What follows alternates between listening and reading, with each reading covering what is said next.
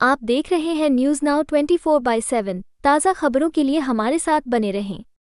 कांग्रेस नेता सुप्रिया श्रीनेत ने कहा, जब चुनाव होते हैं तो टिकटों को लेकर खींचतान होना स्वाभाविक है। सभी को लगता है कि सबसे मजबूत उम्मीदवार को टिकट दिया जाना चाहिए। मुझे लगता है कि अखिलेश यादव भारत गठबंधन के सबसे महत्वपूर्ण हिस्सों में से एक हैं और हमारी पार्टी उनके संपर्क में है। ऐसा कुछ भी नहीं है जिसे चर्चा करके हल न किया जा सके। मुझे लगता है कि मध्य प्रदेश में चुनाव है, अगर गठबंधन नहीं होता, अगर सीटों की शेयरिंग में कुछ नहीं होता तो नुकसान भी हो सकता है। मुझे ऐसा लगता है कि जब चुनाव होता है तो टिकटों पर आपसी खींचतान बहुत स्वाभाविक चीजें हैं। हर व्यक्ति को लगता है कि सबसे प्रबल दावेदार को, जिसकी जीत सुनिश्चित हो, उसको टिकट दिया जाए। यहाँ पर भी यही मामला है। मेरा अपना मानना है कि इंडिया गठबंधन परिवार के एक बड़े ही इंपॉर्टेंट सदस्य हैं अखिलेश जी, और मुझे ऐसा लगता है कि हमारी पार्टी के बहुत सारे लोग उनसे टच में हैं। ऐसी कोई बात नहीं है जो बात करके सुलझाई ना जा सके, वार्ता से वो सॉल्व ना हो सके।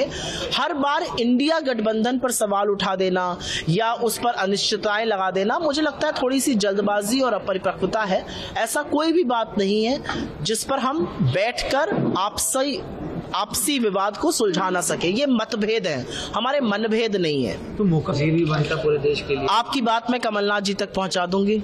वो तो कह रहे हैं कि छोड़ो अखिलेश को। मैंने बोला ना, आपकी बात मैं पहुंचा दूंगी। मुझे ऐसा लगता है कि कई बार जो सवाल आते हैं वो कहीं पर इस बात की अवमानना कर देते हैं कि जो लोग डिसीजन ले रहे हैं, चाहे वो कमलनाथ जी हो, चाहे वो लीडरशिप हो मध्य प्रदेश की, चाहे वो कांग्रेस की लीडरशिप हो, ये सब लोगों का बड़ा निर्वाचित एक इतिहास रहा है। तो मुझे नहीं लगता कि उनको हमारी और आपकी राय की उतनी जरूरत है। मुझे लगता है उन्होंने कुछ सोचकर ही निर्णय लिया होगा और उस निर्णय को हम परिणाम देखेंगे। जिसके बाद कई जगह विरोध भी हो रहे हैं, कुछ लोग पार्टी छोड़ के जा भी रहे हैं, कुछ लोग ऐसे हैं जो बीजेपी के कल तक जिलाध्यक्ष थे, उपाध्यक्ष थे, उन लोग को भी शामिल करके टिकट ही दे दिया गया। तो यही मैंने आपसे मैं कहना चाह रही थी, बहुत सारे ऐसे लोग हैं जो आ भी रहे हैं, जिसकी सबसे प्रबल दावेदारी रहेगी प्रचंड बहुमत से हमें सरकार बनानी है, सही काम करना है, डाका ना पड़े, इसलिए पूरी विश्वास है कि जनता जो है वो अपने मताधिकार के साथ जो अवमानना हुई थी उसका पूरा बदला लेगा। तो मुझे लगता है टिकट तो उसी व्यक्ति को दिया जाएगा जो सबसे प्रबल दावेदार होगा। आपकी जानकारी के लिए मैं ये बता दूं कि हर सीट से एक से ज्यादा आवेदक होते हैं, टिकट तो एक ही व्यक्ति को मिलेगा।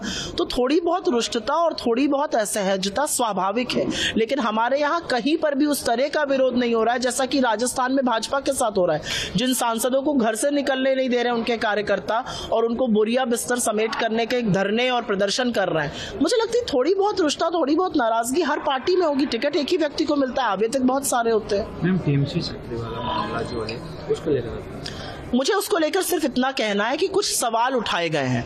भाजपा के अंदर अगर दम है तो उन सवालों का जवाब दे, उस घोटाले की जांच कराए। सिर्फ और सिर्फ लोगों के साथ बदसलूकी की जाएगी, उनको प्रताड़ित किया जाएगा, उनका चरित्र हनन किया जाएगा, क्योंकि मोदी जी के सबसे परम मित्र अडानी के घोटालों की परत दर परत खुलती जा रही है। आप सारी बातें भूल जाइए, उस घोटाले पर रोज नया एक मामला सामने आता है। उसकी जांच क्यों नहीं हो रही? कब होगी उसकी जांच? जो सवाल उठाए गए हैं और जिसने भी उठाए हैं उन सवालों का जवाब कहाँ है? आपको यह वीडियो पसंद आया हो तो इसे लाइक करें, हमारे चैनल को सब्सक्राइब करें।